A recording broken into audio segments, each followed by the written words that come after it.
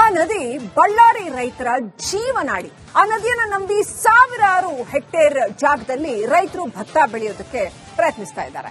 ಆದ್ರೆ ಈಗ ಸಾವಿರಾರು ಬೋರ್ವೆಲ್ಗಳನ್ನ ಹಾಕಿದ್ರು ಒಂದೇ ಒಂದು ಹನಿ ನೀರು ಕೂಡ ಆ ನದಿಲಿ ಬರ್ತಾ ಇಲ್ಲ. ಅಂಥ ಪರಿಸ್ಥಿತಿ ಬಂದಿರತಕ್ಕಂಥದ್ದು ವೇದವತಿ ನದಿಗೆ. ಈಗ ರೈತರು ತುಂಗಭದ್ರಾ ಡ್ಯಾಂನಿಂದ ನೀರು ಹರಿಸಿ ಅಂತ ಆಕ್ರೋಶ ವ್ಯಕ್ತಪಡಿಸ್ತಾ ಇದ್ದಾರೆ.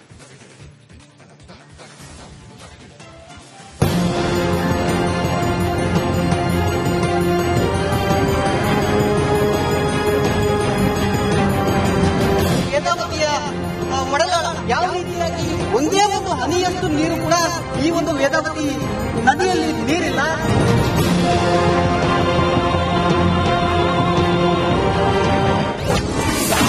ವೇದಾವತಿ ಒಡಲಲ್ಲಿ ಸಾವಿರಾರು ಬೋರ್ವೆಲ್,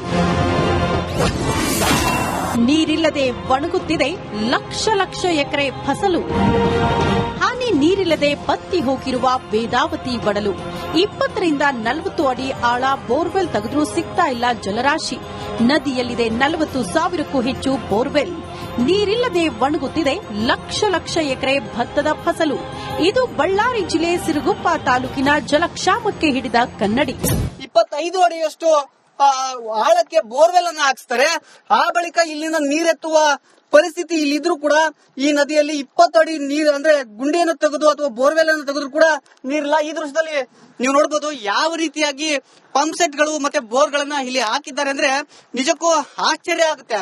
ಈಗಿನ ಕಾಲದಲ್ಲಿ ಊರುಗಳಲ್ಲಿ ನೀರು ಬೀಳ್ತಿಲ್ಲ ಅನ್ನೋದು ಸಾಮಾನ್ಯ, ಆದ್ರೆ ನದಿಯಲ್ಲೇ ಬೋರ್ವೆಲ್ ಹಾಕ್ಸಿದ್ರೆ ನೀರು ಬೀಳಲ್ಲ. ಹನಿ ಟ್ರ್ಯಾಪ್, ಫೋನ್ ಟ್ಯಾಪಿಂಗ್ ಆರೋಪ ಪ್ರತ್ಯಾರೋಪದಲ್ಲೇ ನಮ್ಮ ಜನಪ್ರತಿನಿಧಿಗಳು ಮುಳುಗೋಗಿದ್ದಾರೆ. ಸಿಎಂ ಕುರ್ಚಿ ಬಗ್ಗೆಯೇ ಚರ್ಚೆ ನಡೀತಾ ಇದೆ. ಬೇಸಿಗೆ ಬಂದಿದೆ, ನೀರಿನ ನಿರ್ವಹಣೆ ಹೇಗೆ ಮಾಡಬೇಕು ಅನ್ನೋ ಬಗ್ಗೆ ಸರ್ಕಾರಕ್ಕೆ ಕಿಂಚಿತ್ತೂ ಯೋಚನೆಯೇ ಇಲ್ಲ.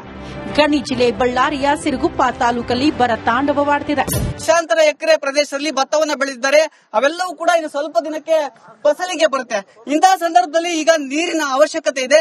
ಹೀಗಾಗಿ ರೈತರು ಸುಮಾರು 40 ರಿಂದ 50 ಸಾವಿರ ರೂಪಾಯಿ ಹಣವನ್ನ ಖರ್ಚು ಮಾಡಿ ನದಿಯ ಒಡಲಾಳದಲ್ಲಿ ಬೋರ್ಗಳನ್ನ ಹಾಕಿ ಇಲ್ಲಿಂದ ನೀರನ್ನ ಜಮೀನಿಗೆ ತೆಗೆದುಕೊಂಡು ಹೋಗ್ತಕ್ಕಂಥ ಪ್ರಯತ್ನವನ್ನ ಮಾಡ್ತಾ ಇರ್ತಕ್ಕಂಥದ್ದು.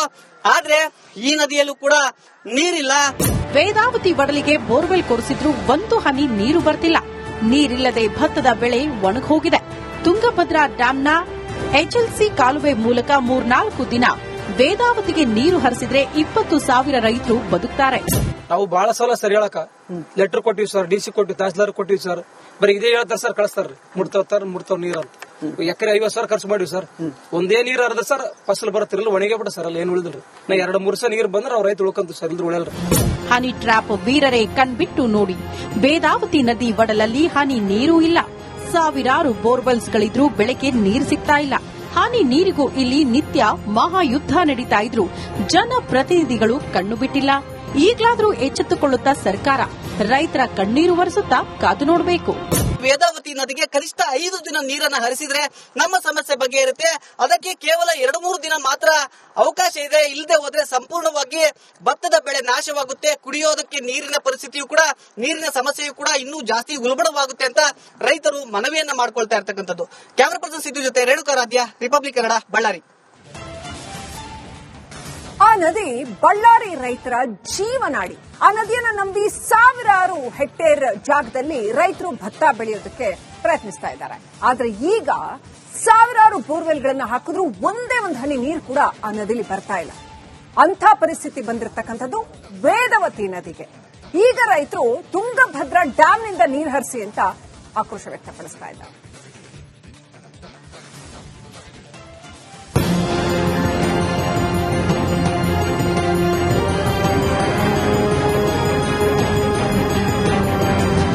ವೇದಾವತಿಯ ಒಡಲಾಳ ಯಾವ ರೀತಿಯಾಗಿ ಒಂದೇ ಒಂದು ಹನಿಯಷ್ಟು ನೀರು ಕೂಡ ಈ ಒಂದು ವೇದಾವತಿ ನದಿಯಲ್ಲಿ ನೀರಿಲ್ಲ.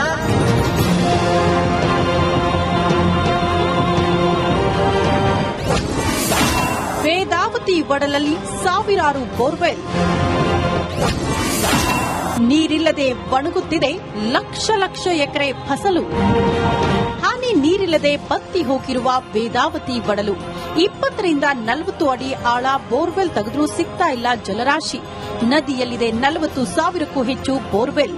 ನೀರಿಲ್ಲದೆ ಒಣಗುತ್ತಿದೆ ಲಕ್ಷ ಲಕ್ಷ ಎಕರೆ ಭತ್ತದ ಫಸಲು.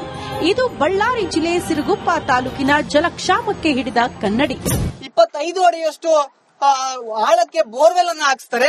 ಆ ಬಳಿಕ ಇಲ್ಲಿನ ನೀರೆತ್ತುವ ಪರಿಸ್ಥಿತಿ ಇಲ್ಲಿದ್ರು ಕೂಡ ಈ ನದಿಯಲ್ಲಿ 20 ಅಡಿ ನೀರು ಅಂದ್ರೆ ಗುಂಡಿಯನ್ನು ತೆಗೆದು ಅಥವಾ ಬೋರ್ವೆಲ್ ಅನ್ನು ತೆಗೆದ್ರು ಕೂಡ ನೀರಿಲ್ಲ. ಈ ದೃಶ್ಯದಲ್ಲಿ ನೀವು ನೋಡಬಹುದು ಯಾವ ರೀತಿಯಾಗಿ ಪಂಪ್ ಸೆಟ್ ಗಳು ಮತ್ತೆ ಬೋರ್ ಗಳನ್ನ ಇಲ್ಲಿ ಹಾಕಿದ್ದಾರೆ ಅಂದ್ರೆ ನಿಜಕ್ಕೂ ಆಶ್ಚರ್ಯ ಆಗುತ್ತೆ.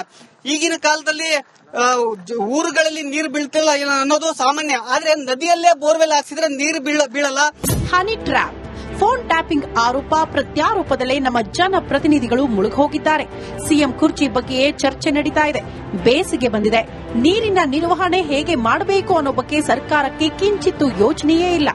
ಗಣಿ ಜಿಲ್ಲೆ ಬಳ್ಳಾರಿಯ ಸಿರುಗುಪ್ಪ ತಾಲೂಕಲ್ಲಿ ಬರ ತಾಂಡವವಾಡ್ತಿದೆ. ಲಕ್ಷಾಂತರ ಎಕರೆ ಪ್ರದೇಶದಲ್ಲಿ ಭತ್ತವನ್ನ ಬೆಳೆದಿದ್ದಾರೆ. ಅವೆಲ್ಲವೂ ಕೂಡ ಇನ್ನು ಸ್ವಲ್ಪ ದಿನಕ್ಕೆ ಫಸಲಿಗೆ ಬರುತ್ತೆ. ಇಂತಹ ಸಂದರ್ಭದಲ್ಲಿ ಈಗ ನೀರಿನ ಅವಶ್ಯಕತೆ ಇದೆ. ಹೀಗಾಗಿ ರೈತರು ಸುಮಾರು 40 ರಿಂದ 50 ಸಾವಿರ ರೂಪಾಯಿ ಹಣವನ್ನ ಖರ್ಚು ಮಾಡಿ ನದಿಯ ಒಡಲಾಳದಲ್ಲಿ ಬೋರ್ಗಳನ್ನ ಹಾಕಿ ಇಲ್ಲಿಂದ ನೀರನ್ನ ಜಮೀನಿಗೆ ತೆಗೆದುಕೊಂಡು ಹೋಗ್ತಕ್ಕಂಥ ಪ್ರಯತ್ನವನ್ನ ಮಾಡ್ತಾ ಇರತಕ್ಕಂಥದ್ದು. ಆದ್ರೆ ಈ ನದಿಯಲ್ಲೂ ಕೂಡ ನೀರಿಲ್ಲ. ವೇದಾವತಿ ಒಡಲಿಗೆ ಬೋರ್ವೆಲ್ ಕೊರೆಸಿದ್ರೂ ಒಂದು ಹನಿ ನೀರು ಬರ್ತಿಲ್ಲ. ನೀರಿಲ್ಲದೆ ಭತ್ತದ ಬೆಳೆ ಒಣಗೋಗಿದೆ. ತುಂಗಭದ್ರಾ ಡ್ಯಾಂನ ಎಚ್ಎಲ್ಸಿ ಕಾಲುವೆ ಮೂಲಕ 3-4 ದಿನ ವೇದಾವತಿಗೆ ನೀರು ಹರಿಸಿದ್ರೆ 20,000 ರೈತರು ಬದುಕ್ತಾರೆ. ನಾವು ಬಹಳ ಸಲ ಸರ್ ಹೇಳಕ ಲೆಟರ್ ಕೊಟ್ಟಿವಿ ಸರ್, ಡಿಸಿ ಕೊಟ್ಟಿವಿ, ತಹಸೀಲ್ದಾರ್ ಕೊಟ್ಟಿವಿ ಸರ್. ಬರೀ ಇದೇ ಹೇಳ್ತಾರೆ ಸರ್, ಕಳಿಸ್ತಾರ್ರಿ ಮುಡ್ತಾವ್ ನೀರ್ ಅಂತ. ಎಕರೆ 50,000 ಖರ್ಚು ಮಾಡಿವಿ ಸರ್. ಒಂದೇ ನೀರ್ ಹರಿದ್ರೆ ಸರ್ ಫಸಲ್ ಬರತ್ತಿರಲ್ಲ, ಒಣಗೇ ಬಿಡ ಸರ್. ಅಲ್ಲಿ ಏನ್ ಉಳಿದ್ರಿ ನಾ 2-3 ಸಲ ನೀರ್ ಬಂದ್ರೆ ಅವ್ರ ರೈತ ಉಳ್ಕಂತ ಸರ್, ಇಲ್ದ್ರ ಉಳಿಯಲ್ರಿ. ಹನಿ ಟ್ರ್ಯಾಪ್ ವೀರರೇ ಕಣ್ಬಿಟ್ಟು ನೋಡಿ. ವೇದಾವತಿ ನದಿ ಒಡಲಲ್ಲಿ ಹನಿ ನೀರು ಇಲ್ಲ. ಸಾವಿರಾರು ಬೋರ್ವೆಲ್ಸ್ಗಳಿದ್ರೂ ಬೆಳಗ್ಗೆ ನೀರು ಸಿಗ್ತಾ ಇಲ್ಲ. ಹನಿ ನೀರಿಗೂ ಇಲ್ಲಿ ನಿತ್ಯ ಮಹಾಯುದ್ಧ ನಡೀತಾ ಇದ್ರು ಜನಪ್ರತಿನಿಧಿಗಳು ಕಣ್ಣು ಬಿಟ್ಟಿಲ್ಲ. ಈಗ್ಲಾದ್ರೂ ಎಚ್ಚೆತ್ತುಕೊಳ್ಳುತ್ತಾ ಸರ್ಕಾರ ರೈತರ ಕಣ್ಣೀರು ಒರೆಸುತ್ತಾ ಕಾದು ನೋಡಬೇಕು. ವೇದಾವತಿ ನದಿಗೆ ಕನಿಷ್ಠ 5 ದಿನ ನೀರನ್ನ ಹರಿಸಿದ್ರೆ ನಮ್ಮ ಸಮಸ್ಯೆ ಬಗೆಹರುತ್ತೆ. ಅದಕ್ಕೆ ಕೇವಲ 2-3 ದಿನ ಮಾತ್ರ ಅವಕಾಶ ಇದೆ. ಇಲ್ಲದೆ ಹೋದ್ರೆ ಸಂಪೂರ್ಣವಾಗಿ ಭತ್ತದ ಬೆಳೆ ನಾಶವಾಗುತ್ತೆ. ಕುಡಿಯೋದಕ್ಕೆ ನೀರಿನ ಪರಿಸ್ಥಿತಿಯು ಕೂಡ, ನೀರಿನ ಸಮಸ್ಯೆಯು ಕೂಡ ಇನ್ನೂ ಜಾಸ್ತಿ ಉಲ್ಬಣವಾಗುತ್ತೆ ಅಂತ ರೈತರು ಮನವಿಯನ್ನ ಮಾಡ್ಕೊಳ್ತಾ ಇರ್ತಕ್ಕಂಥದ್ದು. ಕ್ಯಾಮರಾ ಪರ್ಸನ್ ಸಿದ್ದು ಜೊತೆ ರೇಣುಕಾರಾಧ್ಯ, ರಿಪಬ್ಲಿಕ್ ಕನ್ನಡ, ಬಳ್ಳಾರಿ. ಆ ನದಿ ಬಳ್ಳಾರಿ ರೈತರ ಜೀವನಾಡಿ. ಆ ನದಿಯನ್ನ ನಂಬಿ ಸಾವಿರಾರು ಹೆಕ್ಟೇರ್ ಜಾಗದಲ್ಲಿ ರೈತರು ಭತ್ತ ಬೆಳೆಯೋದಕ್ಕೆ ಪ್ರಯತ್ನಿಸ್ತಾ ಇದ್ದಾರೆ. ಆದ್ರೆ ಈಗ ಸಾವಿರಾರು ಬೋರ್ವೆಲ್ಗಳನ್ನ ಹಾಕಿದ್ರು ಒಂದೇ ಒಂದು ಹನಿ ನೀರು ಕೂಡ ಆ ನದಿಲಿ ಬರ್ತಾ ಇಲ್ಲ. ಅಂಥ ಪರಿಸ್ಥಿತಿ ಬಂದಿರತಕ್ಕಂಥದ್ದು ವೇದಾವತಿ ನದಿಗೆ. ಈಗ ರೈತರು ತುಂಗಭದ್ರಾ ಡ್ಯಾಂನಿಂದ ನೀರು ಹರಿಸಿ ಅಂತ ಆಕ್ರೋಶ ವ್ಯಕ್ತಪಡಿಸ್ತಾ ಇದ್ದಾರೆ.